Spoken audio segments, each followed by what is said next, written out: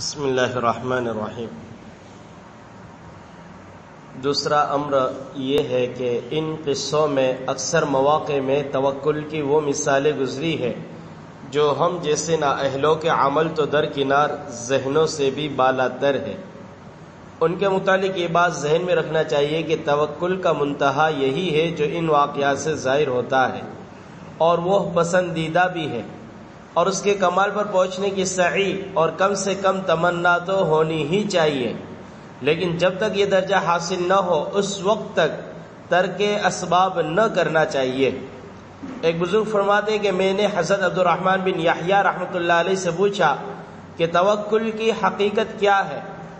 انہوں نے فرمایا کہ اگر بہت بڑے اژدہے کے منہ میں تو ہاتھ دے دے اور وہ پہنچو تک اس کو کھا لے تو اس وقت بھی تجھے اللہ جل شانہ کے سوا کسی کا خوف نہ ہو۔ اس کے بعد میں بایزید خدمت میں حاضر ہوا کہ ان سے اس کے متعلق دریافت کروں۔ ان کے کیواڑ بند تھے، میں نے دروازہ کھٹکھٹایا، انہوں نے اندر ہی سے جواب دے دیا کہ تجھے عبد الرحمن کے جواب سے کفایت نہ ہوئی جو میرے پاس پوچھنے کے واسطے آ گیا۔ میں نے عرض کیا کہ کیواڑ تو کھول دیجئے۔ فرمایا تم اس وقت ملاقات کے لیے تو آئے نہیں، بات پوچھنے آئے تھے، اس کا جواب تمہیں مل گیا اور کیواڑ نہ کھولے۔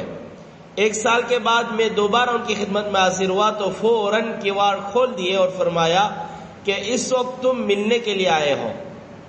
ملا علی قاری رحمۃ اللہ علیہ نے شرح مشکات میں لکھا ہے کہ اسباب کا اختیار کرنا توکل کے منافی بالکل نہیں ہے، اور اگر کوئی شخص خالص توکل کا ارادہ کرے تو اس میں بھی مذائقہ نہیں، بشرطے کہ مستقیم الحال ہو، اسباب چھوڑ کر پریشان نہ ہو، بلکہ اللہ جل شانہ کے سوا کسی دوسرے کا خیال بھی اس کو نہ آوے۔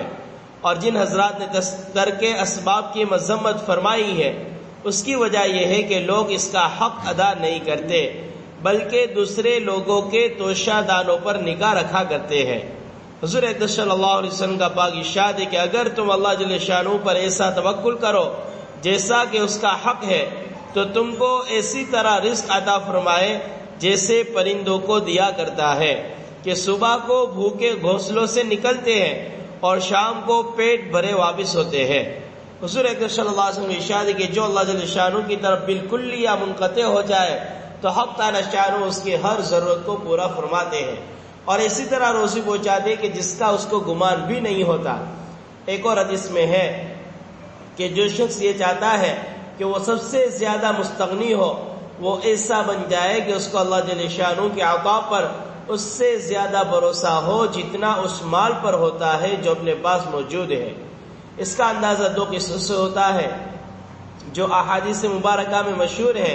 ایک سیدنا حضرت صدیق اکبر رضی اللہ تعالیٰ عنہ کا مشہور قصہ کہ جب حضور اقدس صلی اللہ علیہ وسلم غزوہ تبوک کے لیے چندہ کیا تو حضرت ابوبکر صدیق رضی اللہ تعالیٰ عنہ جو کچھ گھر میں تھا سب کچھ لے آئے، اور جب حضور اقدس صلی اللہ علیہ وسلم دریافت فرمایا کہ گھر میں کیا چھوڑا تو آپ نے فرمایا کہ اللہ جل شانہ اور اس کا رسول۔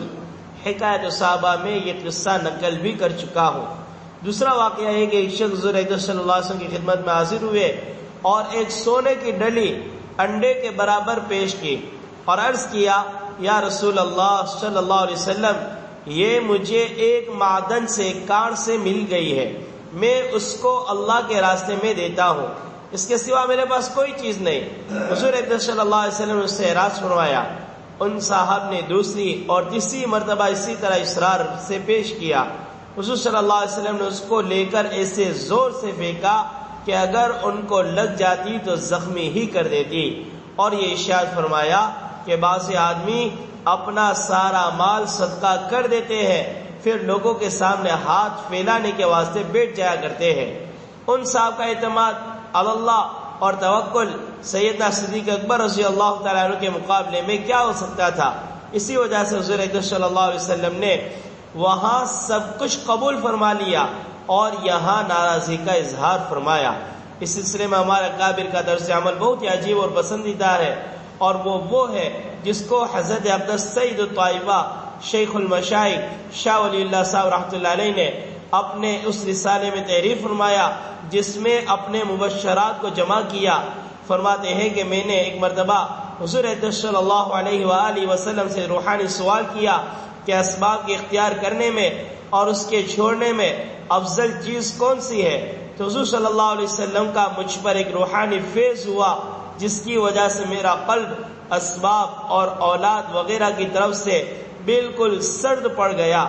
اس کے تھوڑی دیر بعد یہ حالت زائل ہوئی تو میں نے اپنی طبیعت کو اسباب کی طرف مائل پایا اور اپنی روح کو اسباب سے ہٹا کر اللہ کو سونپ دینے کی طرف مائل کیا۔